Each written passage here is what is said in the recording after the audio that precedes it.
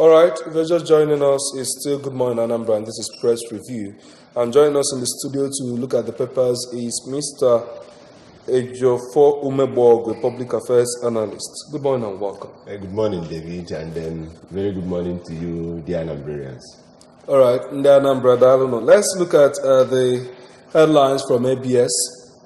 On the South local government area, core members, hyper manufacturers embark on cleanup exercise in Onitsha. Anambra government reassures on partnership with FRSC to promote road safety. NMPC orders to inaugurate joint committee to tackle petroleum product smuggling. And still from our website, Igbo community in Australia to honor Obiano with Good Governance Award, May 8th. All right, that's, will I say, a good congratulations to His Excellency Governor Willie Obiano ahead of the award that will be coming up on the 8th of May in Australia.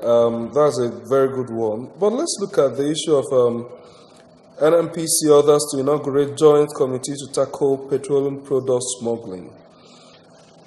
We've seen these issues come up over and over again about smuggling of petroleum products, and some people will say that is why the market in Nigeria will continue to remain porous, and the market indices will never affect or define what happens to the ordinary consumer at the market. How do we ensure that whatever success they are registering through this will be sustained and the ordinary man on the streets will benefit from this effort?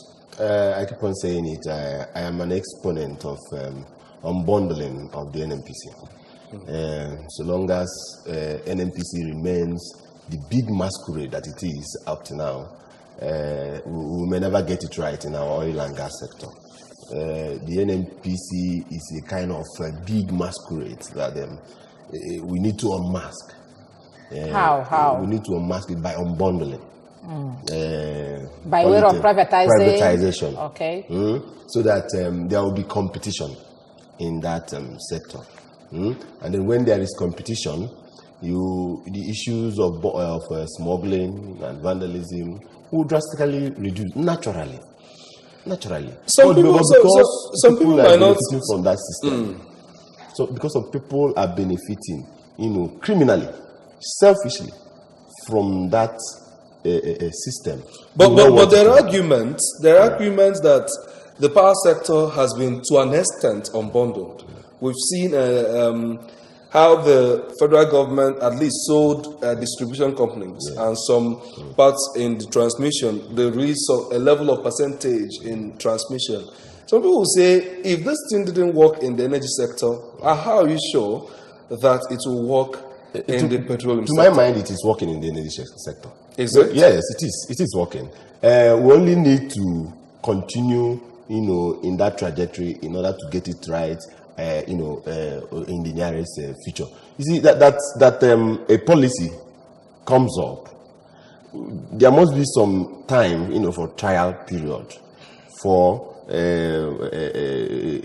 weighing the pros and cons, making amendments, that we are in this period of making trials, experimenting, making corrections.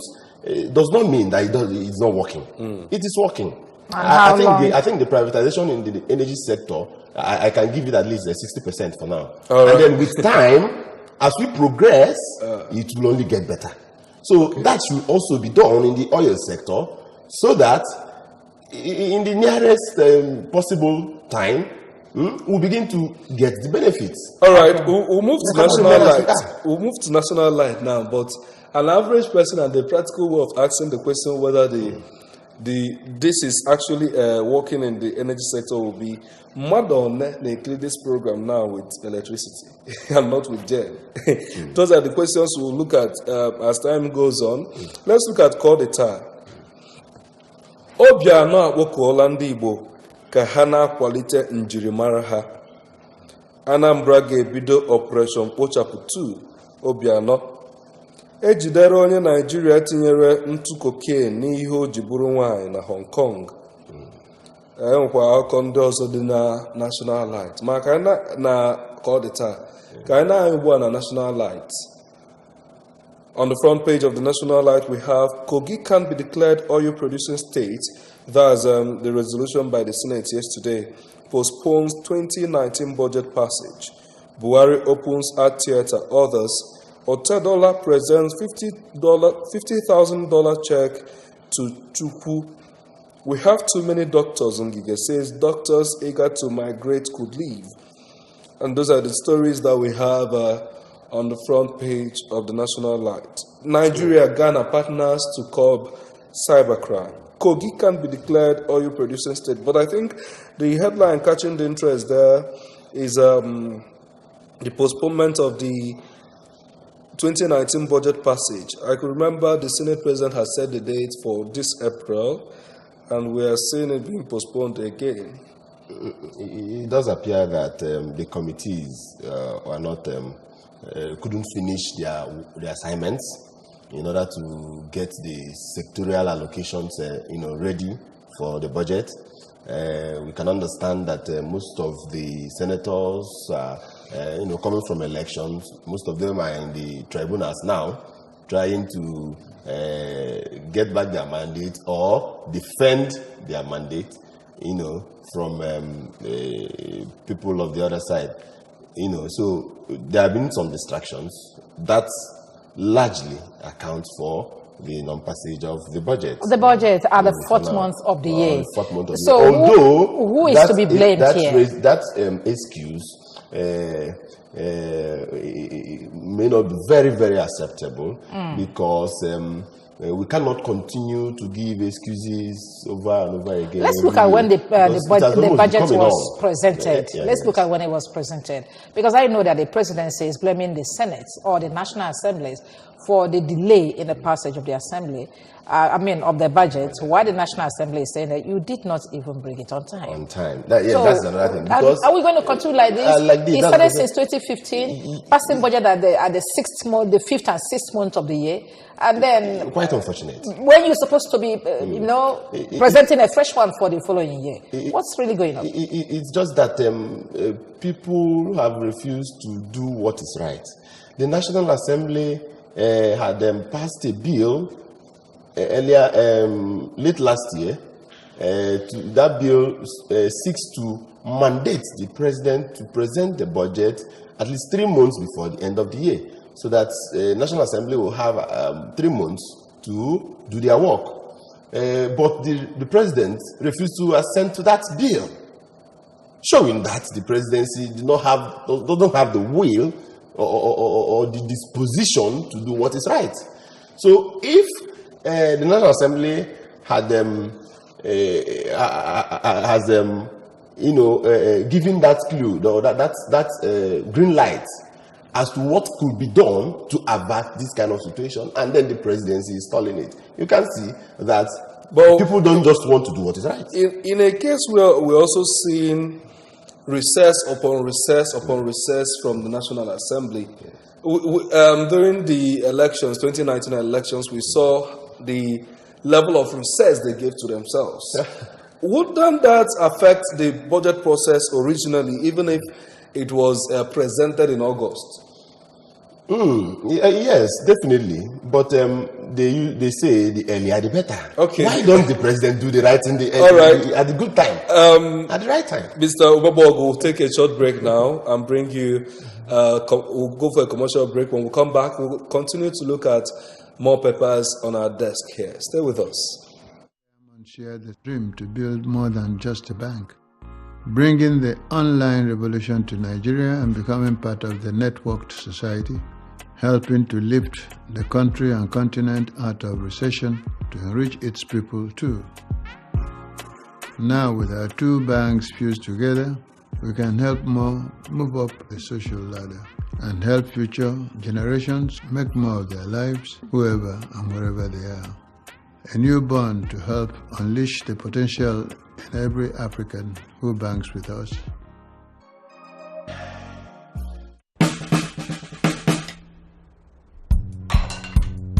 Son, being good at something requires strength. It requires pushing yourself. It requires putting in more.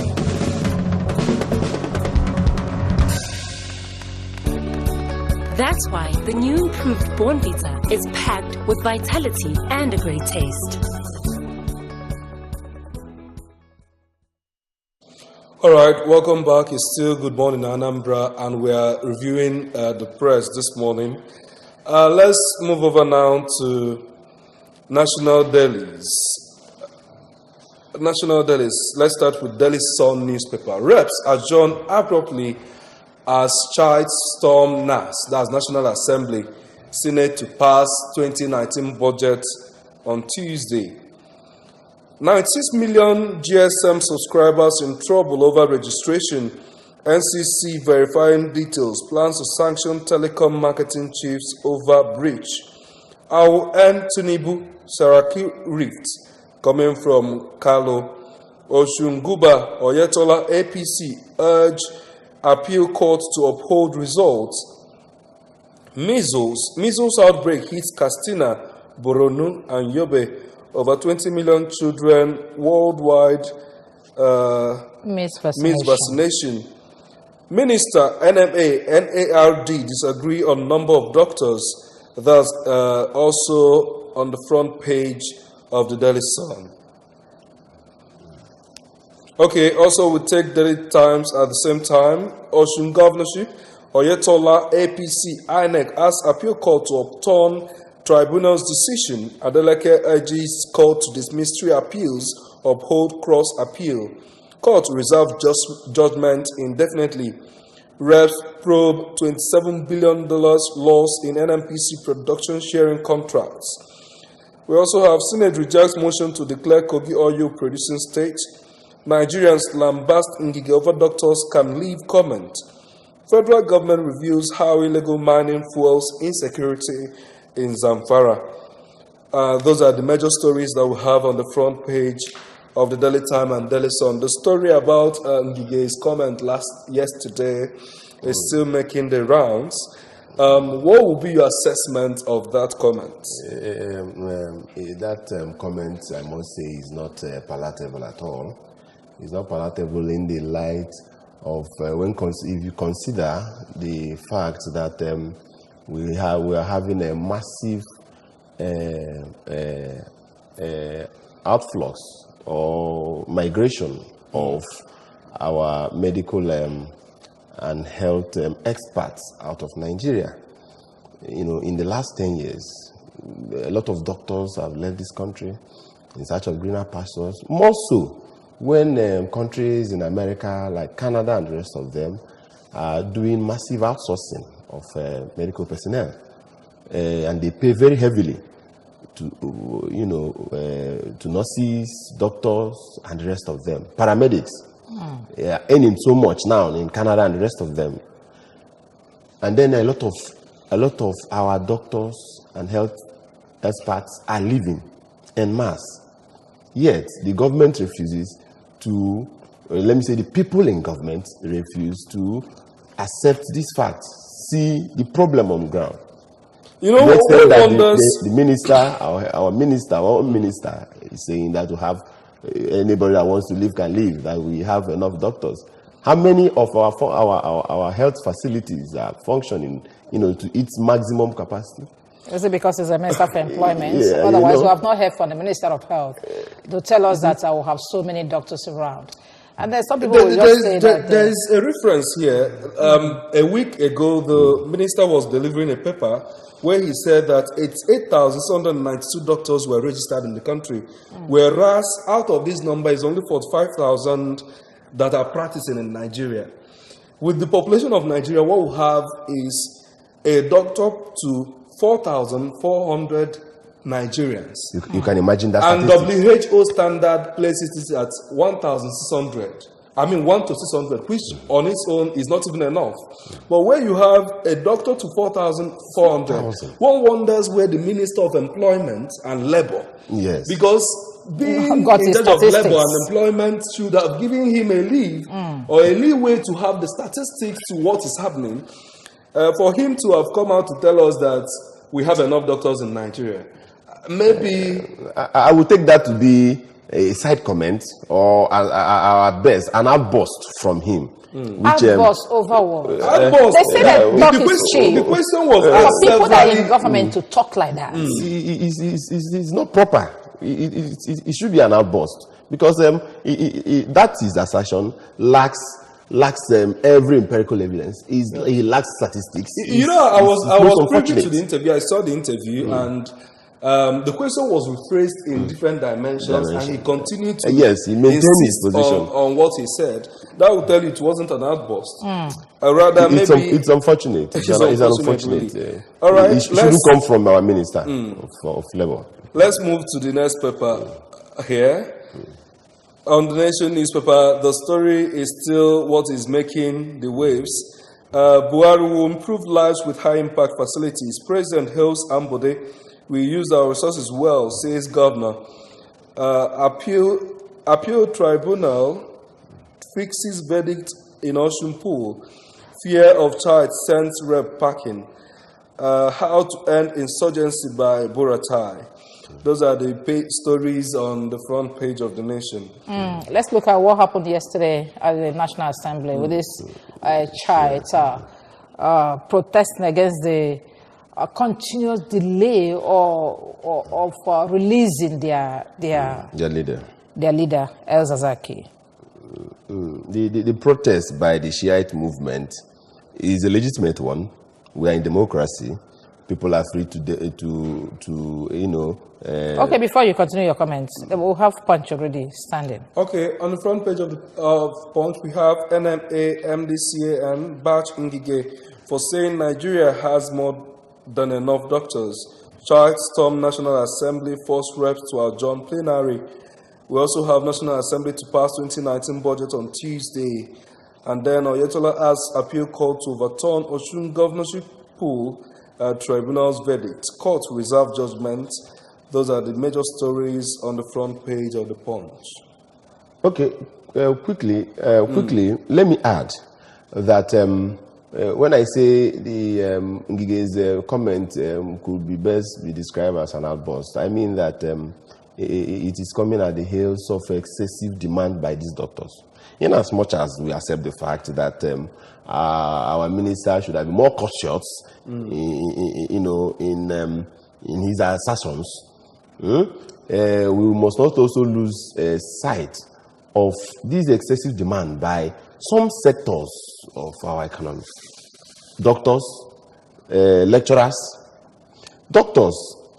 That of doctors are even more annoying. You will come to our public health institutions, you will not see doctors.